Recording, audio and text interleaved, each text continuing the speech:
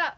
Today we're going to be working on my 1995 Jeep Cherokee, and what we're going to be doing today is we're going to replace my valve cover gasket because it's leaking oil, and then afterwards we're going to clean up all this oil leakage around it. But before we do that, we have to take this off, and to do so we have to take these 15 bolts out, and we're going to use this ratchet, 11mm ratchet actually. And what you want to do when you take these bolts out is line them up to make sure you don't lose them, because if you're like me, you will, and you'll have to buy new ones. So let's get started. Alright, so I moved all these 15 bolts, so now I'm just going to take this gasket cover off.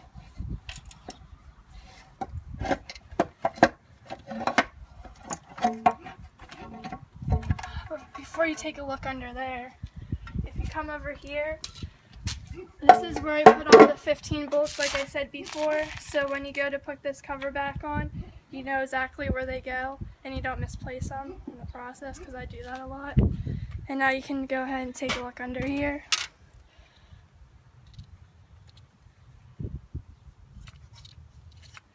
That's that.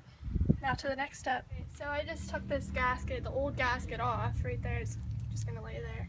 And now I'm going to take the gasket cover with some brake cleaner and make sure all this oil and grease is definitely off of there. So when I put it back on, it's nice and clean. I may even spray paint it before I put it on just so it looks nicer. But the reason I think that it was leaking oil from the beginning is because when I went and took all the bolts off of it, they were just laying there. They weren't even really tight at all. So I'm definitely going to make sure when I put the bolts back on it that they're torqued down to what they're supposed to be. So right now I'm just going to take some brake cleaner and get all this stuff off of it.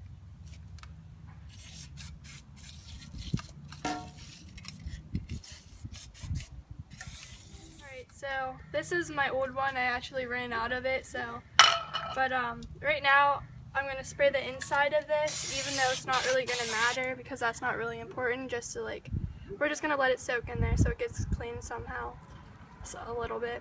But what's really important to make sure you do is clean around up here, because that's where that gasket actually goes, and we do want a really nice clean seal with that, tight seal. So I'm just going to spray around it, let it soak for a little bit. And then you're going to take the rag, just rub all this grease and oil off of it. If you need to, go back and spray where it goes.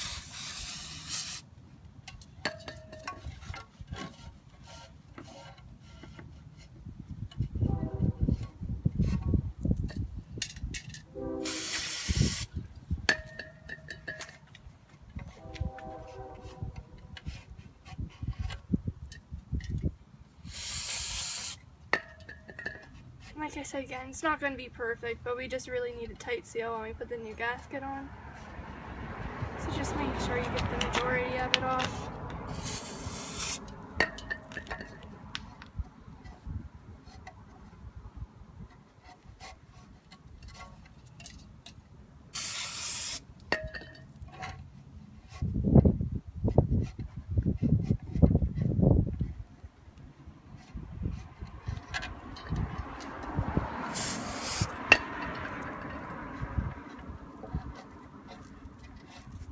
Alright guys, so I just got done showing you how to clean the valve cover over there.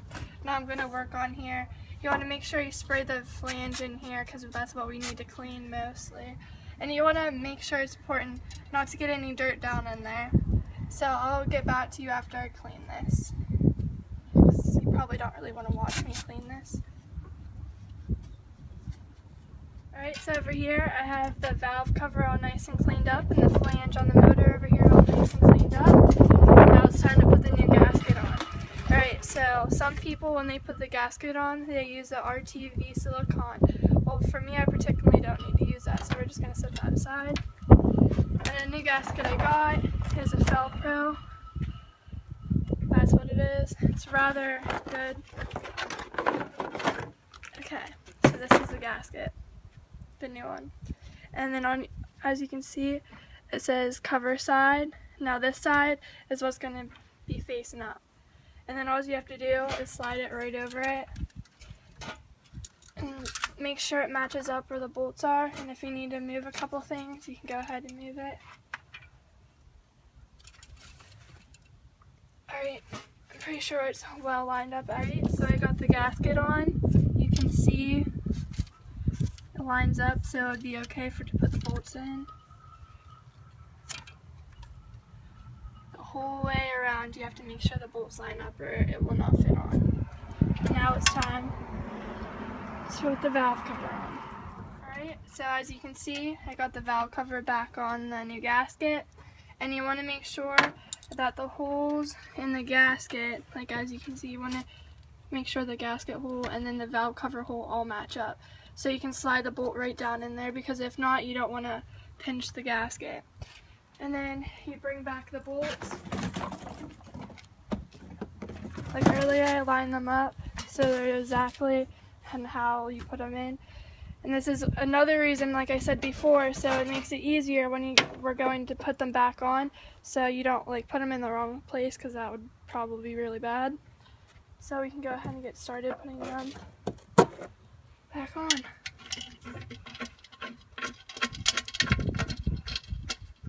And see, it's easy because it's lined up.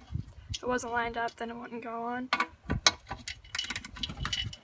Alright, so I just got done torquing down all these bolts, and to do that, I use this 1/4" torque ratchet.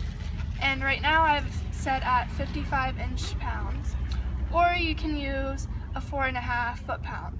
It doesn't really matter which one you use. It does the same thing.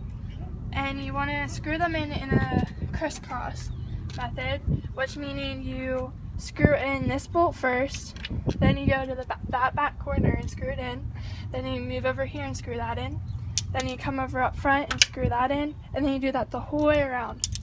And that makes sure there's even pressure all the way around it. So yeah, I got this done in about an hour and a half. So I'm pretty sure any of you guys out there can definitely do it if you want to try it. I mean, you can watch my YouTube video, you can watch any other YouTube video, but if you do like this, please like it, give it a thumbs up, and subscribe to my channel. I might do shocks in the rear on my Jeep next time, maybe. I'm not really sure what I'll do. But yeah, I definitely think you guys can do it if a teenage girl like me just did that. Good luck.